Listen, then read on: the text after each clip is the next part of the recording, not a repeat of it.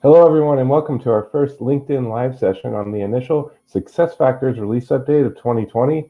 I'm Craig Powers, Managing Editor at Rizing. We're going to kick off this series with performance and goals today. So if you're joining us from North America, grab your coffee or tea and maybe a beer if you're somewhere else, depending on where you are. No judgment from me. But before we get started, I want to make sure you can hear me. Shoot me a thumbs up in the chat to let me know. Great. Okay, good. And also a disclaimer, with the sheer number of us working from home, if our stream drops, bear with us as we get it back up and say, okay, so all right, let's jump in with Hernan Miller, our practice director for AMS. Thank you, Greg. And I know it's 5 o'clock somewhere. I am drinking my water, so I'm not drinking anything else. But thank you, everyone, for having me. I'm very excited. I'm very nervous to be here on LinkedIn Live for the first time ever for me. So a little bit of background for me. My name is Hernan Miller. I am live from St. Louis, Missouri. I am part of the managed services team here at Rizing, so providing you clients post-go live support with your SAP SuccessFactors tool.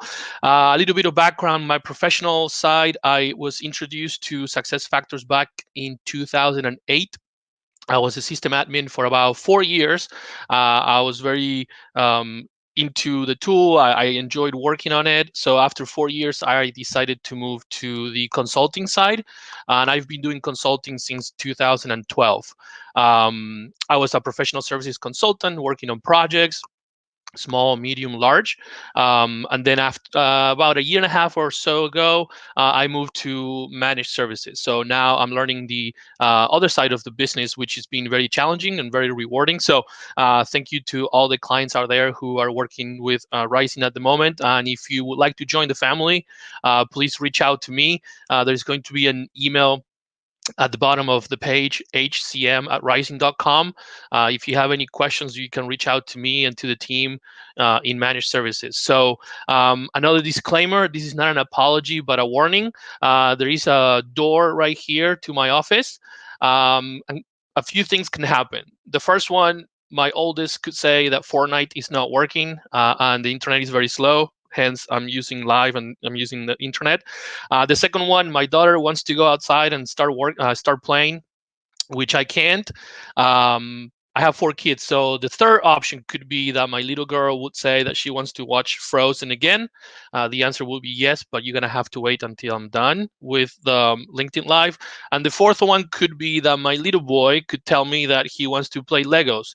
So I have Legos all over my desk. So I will have to say no as well. So bear with me. Again, not an apology, but a warning. I know that many of us, if not all of us, are working from home. And I don't want to forget a shout out to my wife. She's the best because she's helping the family, every single one of us, with the day-to-day operations of the house and homework and everything else. So thank you, wife Ashley, for the support. With that in mind, the agenda for today, some high-level topics that we're going to cover. A little bit of goal management.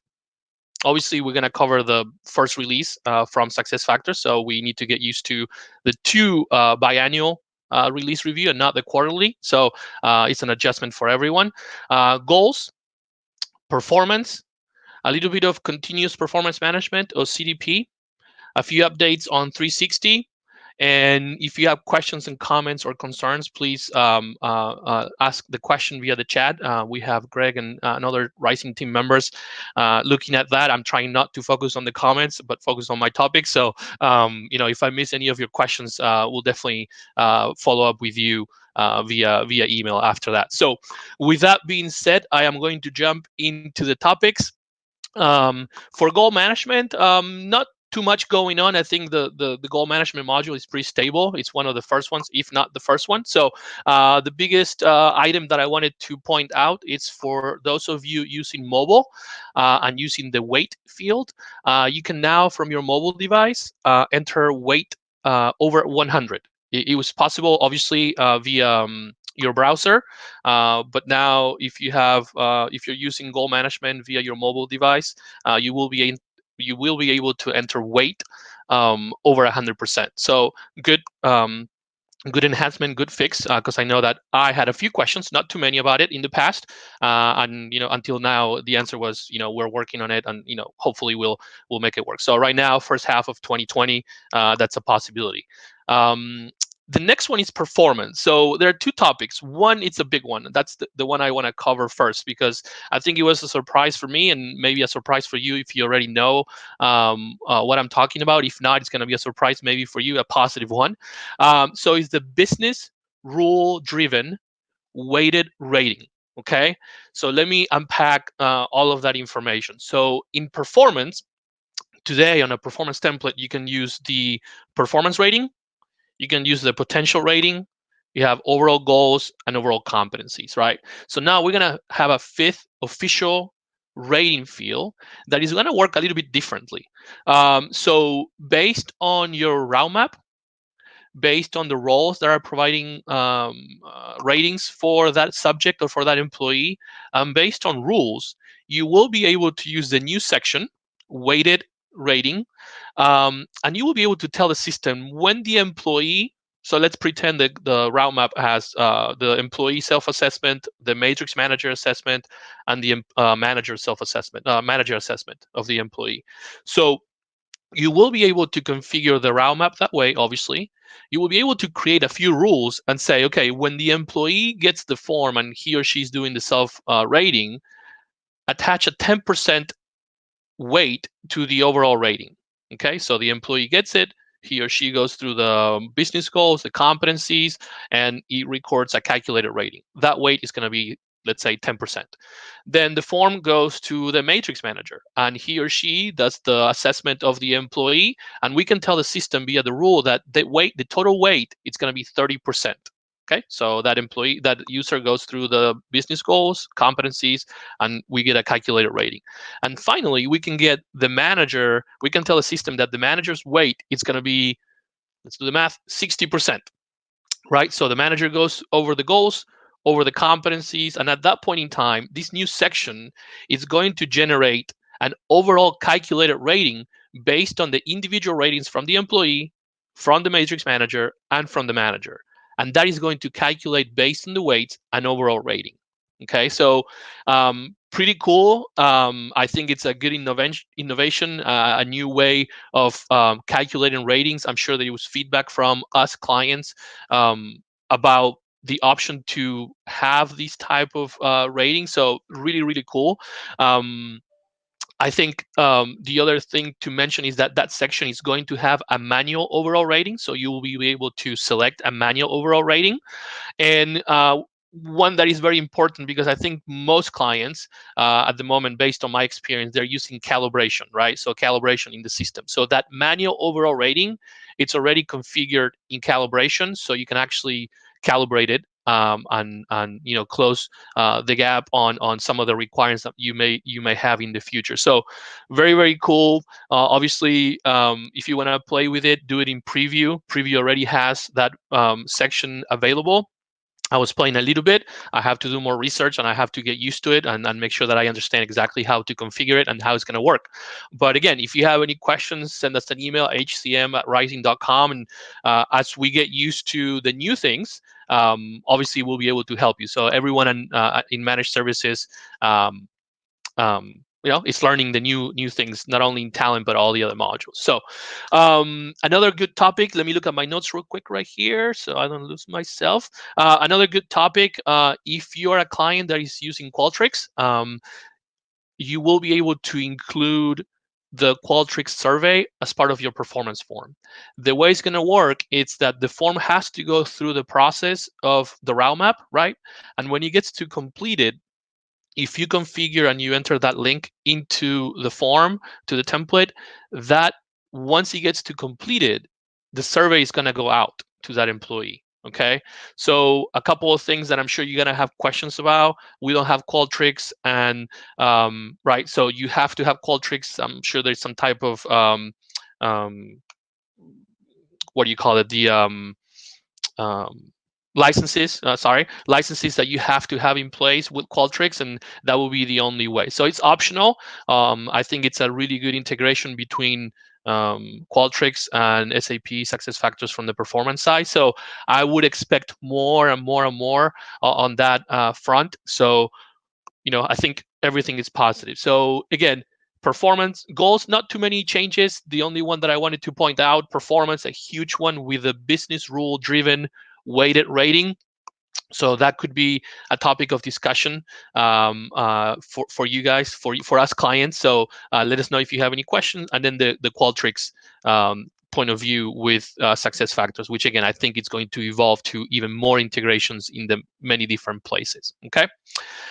The next one that I have before I pause and see if you guys have any questions. So Greg, that's shout out to you. So in a couple of minutes, I'm going to pause. So 360. So 360, it's the module that has been working on the PM on the 360 V11 version, which is the old version. So now the Fiori styling, it's the latest and greatest.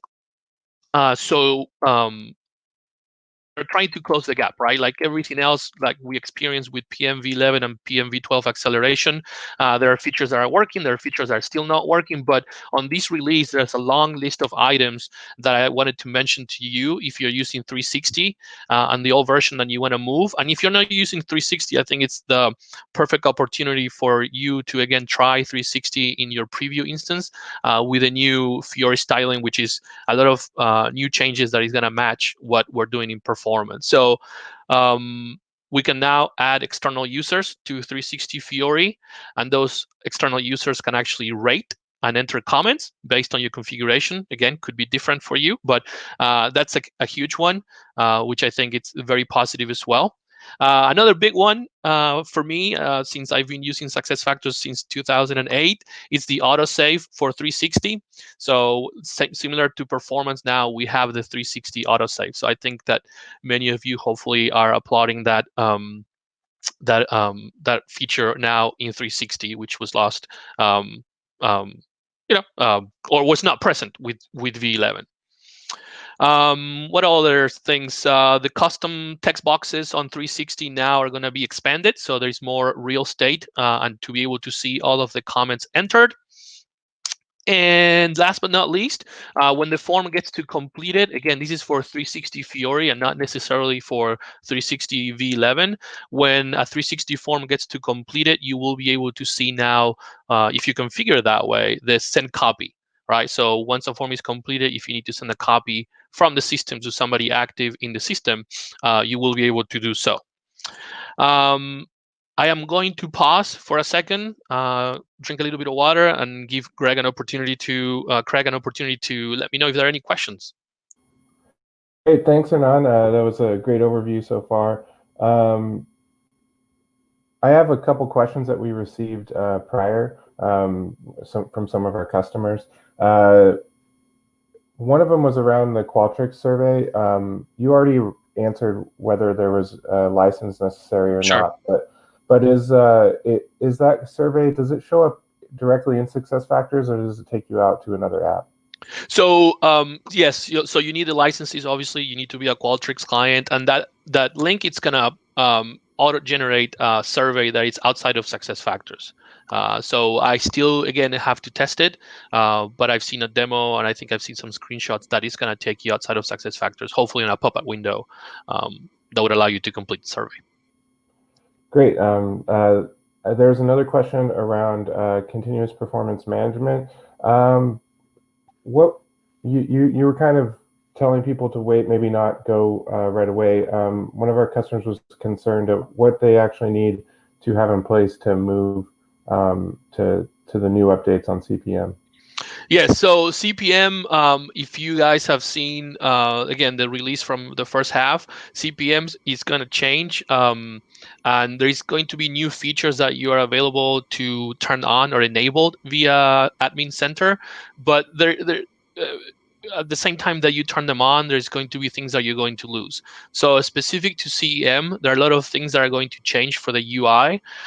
So my recommendation is that if you as a client, you your culture and your employees and your users are very good at using CPM the way it is, which is activities and achievements and feedback and the updates and the weekly or bi-weekly type of connection with between manager and direct report, the new reimagined way of CPM, I don't think it's necessarily something that you want to turn on right away. Most likely, I would say you want to wait. There are many cool features specific to CPM with a new version, which is meeting notes. So you'll be able to take notes during your one-on-one with your manager. The manager and the employee would see the notes. The notes would be captured when you capture the meeting. But again, if you're using CPM and your users are very good at using it and they got the point of why we're using CPM, I would definitely say, in production, stick with what you're doing until more from SuccessFactors comes and the gap maybe on some of the little things are matched. So otherwise, you can always go to preview and turn it on and play with it. But again, I think my recommendation for now would be for those of you using it and using it well in production, keep it untouched. Go to preview, play with it, and let us know if you need any help. I have another question from the comments from Craig. Great name there. So in regards to the autosave and 360 Fiori, Craig asks, has the issues around autosave been rectified for all SuccessFactors modules, or are we still operating on longer autosave periods? Yeah, so that's a good question, and I knew it was going to come up. So my understanding as of today, April 29th, is that the old way of auto saving working in a few seconds, specifically in the performance form, has not been changed yet to the few seconds. We're still within the 2 minutes. I am pretty confident that that's the case. I can triple check very quickly right after the meeting or the live session because I know there is a specific blog within the customer community that is keeping all of us up to date. I know it was a big change, especially for us who use SuccessFactors and I have the performance for. So my thinking and my thought is that it's going to work the same as performance. But then again, remember it's only for 360 Fiori, and I will triple check right away and try to follow up with everyone. But at the moment, performance still with a 2 minute auto saving time, and 360 most likely will follow that way, even though it could be different because people don't use as many 360s throughout the year. So that will be the concern, or what's the concern for performance, that there was so much traffic that the autosave was causing some issues. So maybe 360 is a little different, and hopefully we can use the 5-second rule for autosaving. Great. And another one from previous, from before, someone asked us, is, so for the 360 updates, this sounds like there's a lot of user interface stuff. Is there a lot of training that would have to be for your users, or is it going to be pretty intuitive? So it's always depending on the culture, right? So from my point of view, I think if you're already using PM V12 acceleration, you would see that 360 is moving towards that type of makeup and some type of user experience, user interface. So I would say most likely it's not going to be a huge change for you to have sessions on change management.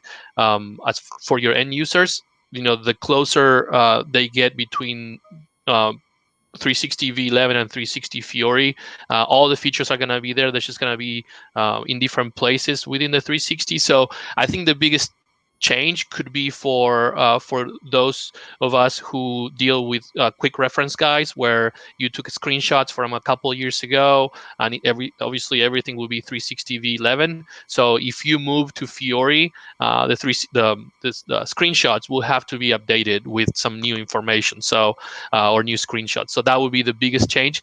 I personally, I don't think you will need to go and review everything with your end users, just updating maybe the frequent asked questions. And if you have a video, maybe you will have to update your videos. But besides that, I wouldn't think that you will have to do anything else. But again, it's based on company, based on the culture of your users, and go from there. But definitely we can help you. So let us know. Great. So that's all the questions I have for now. I know you had some more stuff that you wanted to talk about as well. Yes, so I'm going to cover a few other items that I think are very useful. Again, they're within talent, which is my area of expertise. So I'm just going to mention a few more. So let me look at my notes real quick right here in front of me. So from Succession, they're related to talent pools. So I think the first one, they're pretty good. So I think it's worth mentioning. The first one is that in talent pools, right now, you're going to be able to view the history, the nomination history. So if you have multiple talent pools, or if you have Hernan as a readiness, ready now, or comments are changed or things like that unchanged, you will be able to see the history.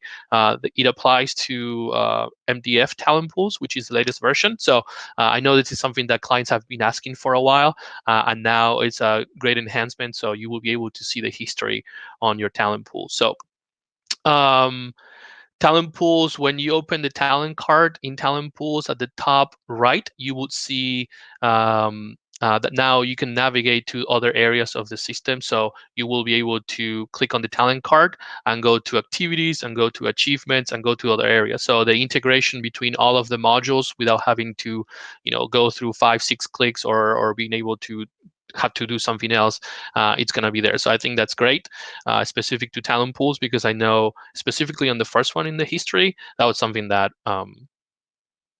many clients asked, and there was no history.